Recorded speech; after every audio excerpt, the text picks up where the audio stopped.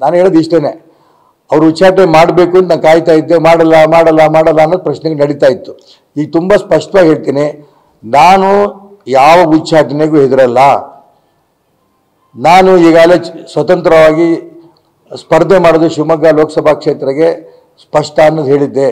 ನಿಲ್ಲೋದು ಸ್ಪಷ್ಟ, ಗೆಲ್ಲೋದು ಸ್ಪಷ್ಟ, ಮಾನ್ಯ ನರೇಂದ್ರ ಮೋದಿ ಪ್ರಧಾನಮಂತ್ರಿ ಮಾಡೋದಕ್ಕೆ ಕೈ ಎತ್ತೋದು ಸ್ಪಷ್ಟ. ಇದು ತುಂಬ ಸ್ಪಷ್ಟವಾಗಿ ನಾನು ಹೇಳಿದ್ದೇನೆ. ಇವತ್ತಿನಿಂದ ನಾನು ಇನ್ನೂ ಬಿರುಸಾಗಿ ನನ್ನ ಎಲ್ಲ ಬೆಂಬಲಿಗರ ಜೊತೆಗೆ, ಮತದಾರರು ಬೆಂಬಲ ಜೊತೆಗೆ ಈ ಒಂದು ಲೋಕಸಭಾ ಕ್ಷೇತ್ರ ಚುನಾವಣೆ ಗೆಲ್ತೇನೆ.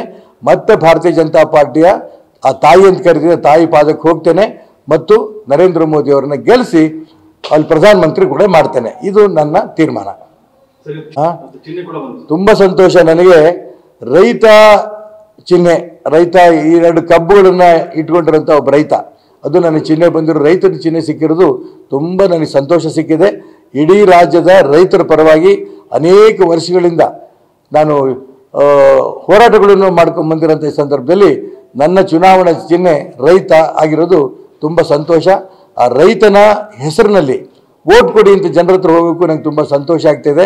ರೈತನ ಒಂದು ಕಡೆ ರೈತ, ಮತ್ತೊಂದು ಕಡೆ ಮೋದಿ, ಇದೆರಡೂ ಇಟ್ಕೊಂಡು ನಾನು ಹೋಗ್ತಾ ಇರೋಂಥ ಈ ಸಂದರ್ಭದಲ್ಲಿ ಇವತ್ತು ನನಗೆ ಮಧ್ಯಾಹ್ನ 3 ಗಂಟೆ ಮೇಲೆ ಚುನಾವಣಾ ಆಯೋಗದವರು ರೈತ ಜೊತೆಗೆ 2 ಕಬ್ಬು ಅದನ್ನು ಒಟ್ಟಿಗೆ ಚುನಾವಣೆ ಸಿಕ್ಕಿರೋದು ತುಂಬ ಸಂತೋಷ.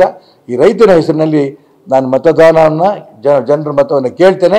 ಆ ರೈತನ ಹೆಸರಲ್ಲಿ, ಮೋದಿ ಹೆಸರಿನಲ್ಲಿ ಚುನಾವಣೆ ಗೆಲ್ತೇನೆ ಅನ್ನೋ ವಿಶ್ವಾಸ ನನಗಿದೆ.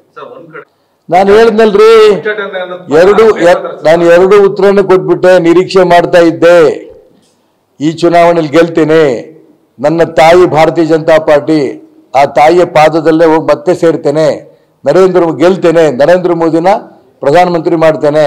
ನಾನು ನಿರೀಕ್ಷೆ ಯಾಕೆ ಪಕ್ಷೇತರ ಸ್ಪರ್ಧೆ ಮಾಡಿದಂಥ ಸಂದರ್ಭದಲ್ಲಿ ಪಕ್ಷದಲ್ಲಿ ಇಟ್ಕೊಳ್ಳೋಕೆ ಹೆಂಗೆ ಸಾಧ್ಯ? ಆದರೆ ಅವ್ರು ಷಡ್ಯಂತ್ರ ಮಾಡ್ತಿದ್ರು, ಇಲ್ಲ ಉಳಿಸ್ಕೊಳ್ತೀವಿ ಅವ್ರು ಸುಳ್ಳು ಹೇಳ್ತಾ ಬಂದರು. ಅದಕ್ಕೆ ಉತ್ತರ ನಾನು ಕೊಟ್ಕೋತಾನೆ ಬಂದೆ. ನಾನು ನಿಲ್ತೇನೆ. ನಾನು ಹೇಳಿದ್ದೆ ಸತ್ಯ ಆಗಿದೆ, ಸತ್ಯ ಆಗಿರೋದು ಚುನಾವಣೆ ಸ್ಪರ್ಧೆ ಮಾಡ್ತೇನೆ. ಇಡೀ ಕ್ಷೇತ್ರದ ಜನ, ಈ ಅಪ್ಪ ಮಕ್ಕಳು ಮುಂಚೆಯಿಂದಲೂ ಸುಳ್ಳು ಹೇಳ್ಕೊಂತ ಬಂದಿದ್ದಾರೆ, ಮತ್ತೊಂದು ಸುಳ್ಳು ಹೇಳಿದ್ರು ಅನ್ನೋಂಥ ಲೆಕ್ಕದಲ್ಲಿ ಅವ್ರು ಇಡೀ ಕ್ಷೇತ್ರದ ಮತದಾರರು ಆ ಅಪ್ಪ ಮಕ್ಕಳಿಗೆ ಬೈತಾರೆ ವಿನಃ ನನಗೆ ಯಾವುದಕ್ಕೂ ಕೂಡ ನನಗೆ ಬೆಂಬಲ ಕೊಡ್ತಿರೋ ತುಂಬ ನನಗೆ ಸಂತೋಷ ಆಗಿದೆ. ಅವ್ರಿಗೆ ಕೇಳಿ, ನನಗೆ ಕೇಳಿ, ನಾವೇ ಮಾಡಿ ಯಾವ ಮುಖ ಇಟ್ಕೊಂಡು ಉತ್ತರ ಕೊಡ್ತಾರೆ?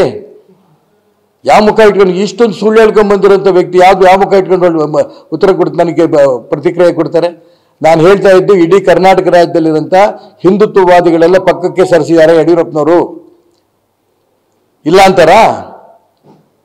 ಅಪ್ಪ ಮಕ್ಕಳ ಕೈಲಿ ಭಾರತೀಯ ಜನತಾ ಪಾರ್ಟಿ ಇವತ್ತು ಸಿಕ್ಕೊಂಡು ಒದ್ದಾಡ್ತಾ ಇದೆ. ಇಲ್ಲ ಅಂತಾರ?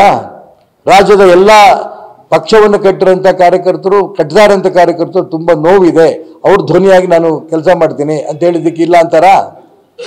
ಯಾವ ಮುಖ ಇಟ್ಕೊಂಡು ನನ್ನ ಹತ್ರ ಪ್ರತಿಕ್ರಿಯೆ ಕೊಡ್ತಾರೆ? ಪ್ರತಿಕ್ರಿಯೆ ಕೊಡಂತ ಅವ್ರ ಮುಖವೂ ಇಲ್ಲ. ಆ ಪ್ರತಿಕ್ರಿಯೆ ಕೊಟ್ಟರೆ ಅದಕ್ಕೇನು ಉತ್ತರ ಕೊಡ್ಬೇಕೇನೋ ಉತ್ತರ ಕೊಡ್ತೀನಿ.